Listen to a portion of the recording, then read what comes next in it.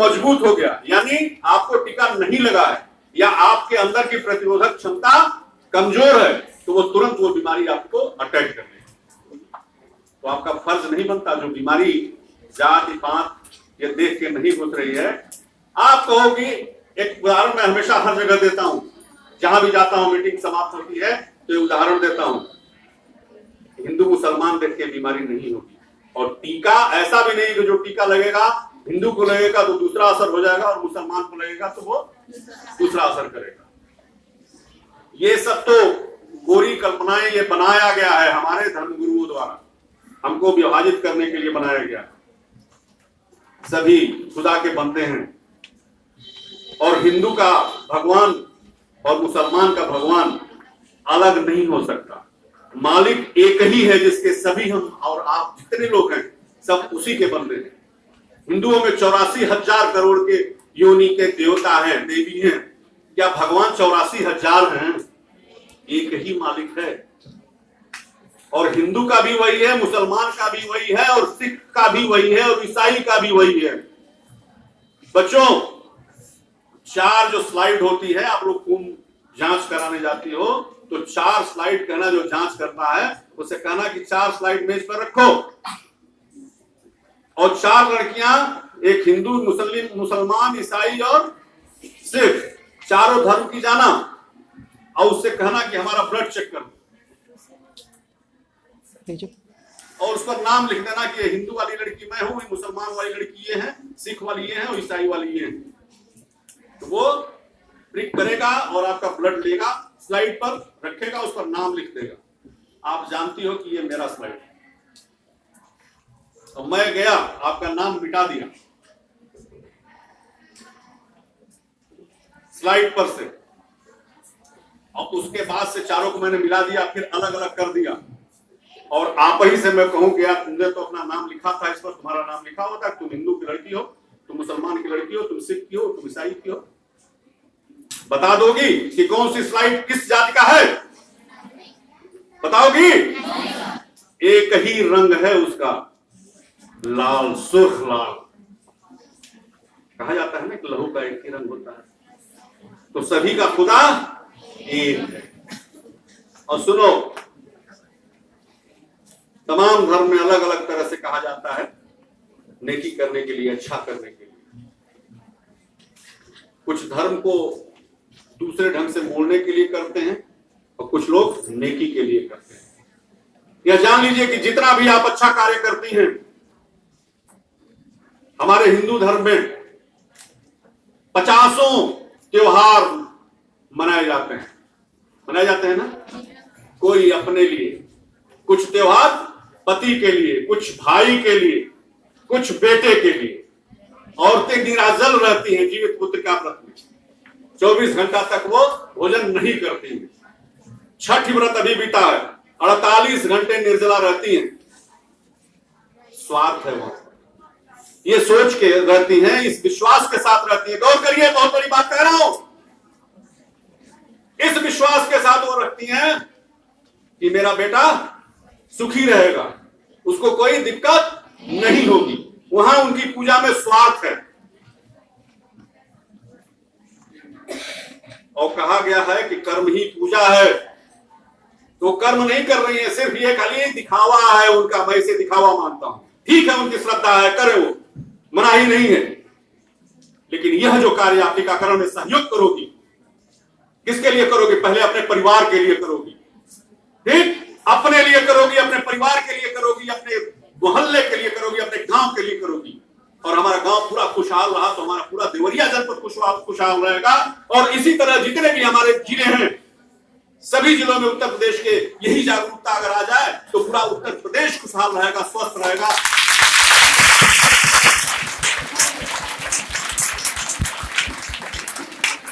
और सभी प्रदेशों में हो जाएगा तो हमारा भारत स्वस्थ रहेगा।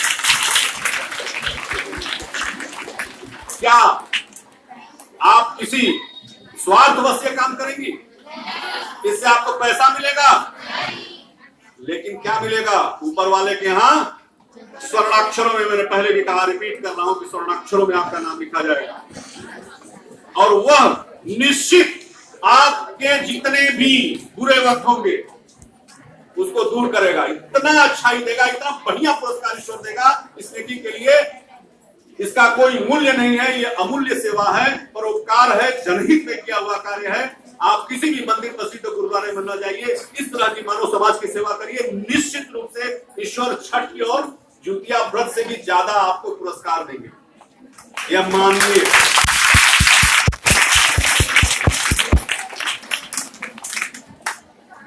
मैं किसी मंदिर मस्जिद में नहीं जाता था, बहुत ही क्या कहा जाए, बहुत पहले मैं बहुत धार्मिक था, अभी भी थोड़ा बहुत रह गया है, तो जबरदस्ती है। ग्रह नक्षत्रों के हिसाब से मेरी सारी उंगलियों में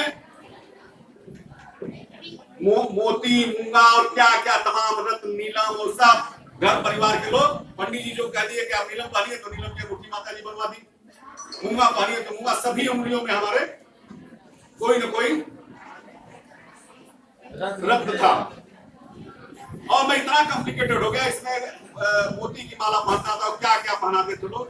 रात को मैं सोता था तो गड़ने लगता, सब मैंने निकाल दिया और एक आध्यात्मिक संस्था ज्वाइन किया, जहां ना कोई हिंदू की बात है न मुसलमान की बात है। मैं पूजा करता हूँ, ध्यान करता हूँ, लेकिन हमारा ईश्वर एक, वो हिंदू का अलग नहीं है, मुसलमान का अलग नहीं है, ईसाई का अलग नहीं है। डेली में मेडिटेशन करता हूँ। मेडिटेशन उसको अंग्रेजी में कहते हैं ध्यान। और ईश्वर एक है और इधर उधर नहीं है। परमात्मा की संधि विच्छेद करिए बच्चियों, ध्यान दो। परमात्मा जो आत्मा में, आत्माओं में सबसे श्रेष्ठ आत्मा है वो परमात्मा है, वही ईश्वर है। और संधि विच्छेद में आत्मा शब्द आया है, तो आत्मा हमारे और आपके सबके अंदर यहाँ पर हृदय में निवास करती है। तो आप अपने हृदय में, ईश्वर का कोई रंग रूप नहीं है, कोई भी है परमानेंट गवाही नहीं है, कोई ऐसा विटनेस नहीं है कि जो कह दे कि हम ईश्वर से एकदम मिल के आए हैं, साक्षात करके आए हैं। और वो कहता है तो झूठ बोलता है। ढोंगी पाखंड बाबा राम रहीम जैसे लोग हैं, ठीक है।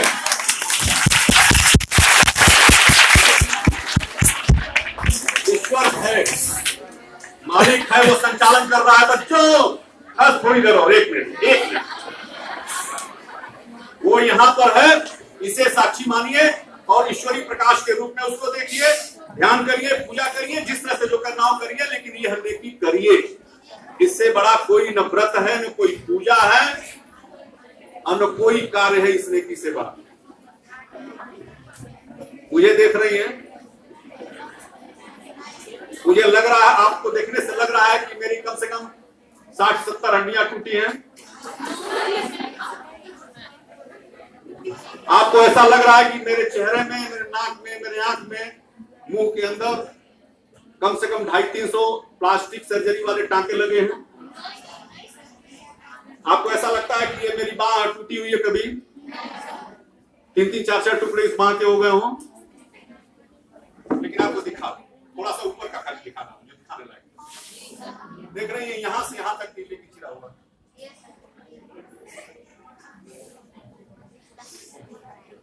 ये टीकाकरण का नोडल कार्य मैं 8 साल से कर रहा हूं। 2005 में इसी देवरिया जनपद में पोस्ट ऑफिस के सामने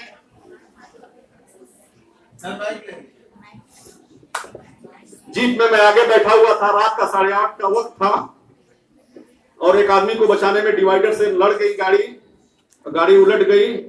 जीप बाएं में बैठा हुआ था, मैं नीचे, पूरी जीप हमारे ऊपर, और 8 लोग उसमें थे। जैसे जैसे उतरते थे तैसे तैसे मेरी एक एक पत्ता जो होता है ना, पत्ते वाली हड्डी, एक एक टूटी जाती थी। सब लोग जब उतर गए तो जीप को सीधा किया, वही लोग उठा के हमको बैठाए, और 5 मिनट में ये पूरा हमारा ये शरीर यहाँ से यहाँ तक इतना सूज गया और मैं बेहोश हो गया। उसके बाद का बड़ा लंबा वो है, समय लगेगा उसमें। 3 महीने में अनबेड रहा, और सारी हड्डियां यहां से लेके हमारी इधर की ये सब टूट गई। और 3 महीने बाद मैं एकदम ठीक हो गया। चौथे महीने से खूब मैं काम अपना दौड़ के करने लगा। 2013 में 16 अप्रैल का दिन था, लखनऊ से मैं मीटिंग करके आ रहा था, और गौरी बाजार और बैतालपुर के बीच में जिस कार में मैं था, उस कार में सामने वाली कार ने 110 की स्पीड से मारा था ठोकर, आमने सामने की भिड़ंत हुई। आगे जो महोदय थे बैठे हुए मर गए। हमारे बगल में डिप्टी सीएमओ बैठे हुए थे, उनको पोलियो से ग्रसित थे, एक पैर उनका पोलियो से हुआ था, वही पोलियो वाला पैर उनका फिर से फ्रैक्चर कर गया, बहुत बुरी तरह से चोट लग गई, कमर उनका टूट गया। एक हमारे बाबू थे, उनका जबड़ा ही क्रैक कर गया, और लोगों को विभत्स चोट लगी। मेरी ये बांह टूट गई और मेरा चेहरा यहां से यहां तक फट गया। सबसे ज्यादा चोट मुझे थी, और मैं अपने 108 एम्बुलेंस को फोन करके मैं बुलवाया वहां पर, और एक हाथ से मैं ये जो फटा हुआ चमड़ा था पूरा, इसको दबा के पूरा खून हो गया शरीर। बड़ा लंबा दास्तान है। किसी तरह से हम लोग वहां पहुंच गए गोरखपुर सावित्री हॉस्पिटल में। मैं बेहोश था, और वहां पर जो लोग अटेंड किए वो लोग हमारे मित्र थे। पूरा टांका लगा, 250-300 सुपरी लगा होगा। ये हड्डी जुट गई, और आज आपके सामने हूं उसी मजबूती के साथ। कोई ये देख के कहेगा कि डॉक्टर साहब आप झूठ बोल रहे हैं, आपको कोई एक्सीडेंट आपका नहीं हुआ। तो हम तो यही मानते हैं कि जिस संगठन से हम जुड़े हुए थे, जिस संस्था से जुड़े हुए थे, जो हमारे मालिक थे, दोनों एक्सीडेंट में हमको उन्होंने ही बचाया। क्यों बचाया? उनका स्वार्थ मालिक का यह था कि जो मास्टर को काम करना है उस काम में हैंड की जरूरत है। तो हो सकता था कि एक छोटा सा हैंड में भी था उनका, जो उनका मैं काम कर रहा हूं। और 24 घंटे में मैं 18 घंटा कम से कम 18 घंटा में कम से कम काम करता हूं। हो सकता है कि इस दौरान हमसे भी कुछ गलतियां हो जा रही हो, जानते हुए भी गलतियां हो जा रही हो, लेकिन रात को सोने के पहले ईश्वर से मैं यही प्रार्थना करता हूं कि हे ईश्वर, जाने या अनजाने में जो भी गलती हमसे हो गई है माफ करना। मेरी कोशिश रहेगी कल से वो गलती न हो। हमारे पूजा के कई ढंग हैं, 3-4 तरह से हम पूजा करते हैं, लेकिन सब पूजा हमारी मेडिटेशन वाली होती है। सुबह ध्यान होता है, शाम को अच्छे बुरे कार्य हम क्लीन कर देते हैं सोच के। 9 बजे एक सर्वभौमिक प्रार्थना होती है, जिसमें पूरे मानव समाज के लिए प्रार्थना करते हैं हम सभी लोग जो भी हमारे मेंबरान हैं। और रात को सोने के पहले 4 लाइन की एक प्रार्थना है, वह करके हम अपनी दिनचर्या को समाप्त करते हैं, रात को बिस्तर पर जाते हैं। ये काम करिए। जो टीकाकरण में आप 7 गंभीर बीमारियों से बच्चों को बचाने का कार्य करेंगे, उसमें सहयोग करेंगी, और उसका जो फल होगा, ईश्वर का सबसे बड़ा फल मिलेगा आपको, सबसे बड़ा वरदान मिलेगा, और निश्चित आप तरक्की की राह पर जाओगे। इसे विश्वास रखो, यह आजमाई हुई बात है, उसका प्रत्यक्ष प्रमाण मैं हूं। हम लोगों ने 2 घंटा आपका समय लिया। कुछ लोगों को बाद में बड़ा बुरा लग रहा होगा, लेकिन आखिरी ये जो मैंने कहा है, इसके बाद आपके जो चक्षु बंद हो गए होंगे, जितने कपाट हैं इसमें पोखड़ी में, जो द्वार बंद थे, मैं समझता हूं कि सभी आपके दरवाजे दिमाग के खुल गए होंगे।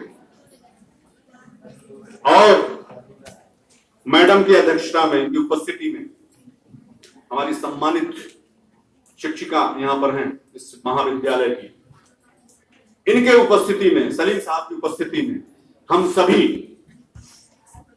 एक प्रतिज्ञा करेंगे। मैं जो बोलूंगा वो आप दोहराएंगे, और मैं उम्मीद करता हूं कि प्रतिज्ञा जब भी आप अपने पथ से लड़खड़ाइएगा, जब भी आप ऐसा लगेगा कि हम इस कार्य में रुचि नहीं ले रहे हैं टीकाकरण में, तो शपथ याद रखिएगा। निश्चित रूप से हमारे देवरिया जनपद का जो शहरी क्षेत्र टीकाकरण में पिछड़ा हुआ है, और ग्रामीण क्षेत्र जो भी पिछड़ा हुआ है, जहां भी कमियां होंगी वो कमियां दूर हो जाएंगी। फिल अप द ब्लैंक कहा गया है, और देवरिया को उत्तर प्रदेश में 1 नंबर में लाने में आपका बहुत बड़ा सहयोग है। यह मुझे आशा ही नहीं, पूर्ण विश्वास है कि आपका योगदान अमूल्य है। हम आग्रह करेंगे, आप सभी लोग खड़े हो जाइए। आप अपना वो घुमाते रहिए। आप यहाँ लेंगे, आप आ जाइए, फोटो ले लेना, उसके बाद आप भी आ जाइए।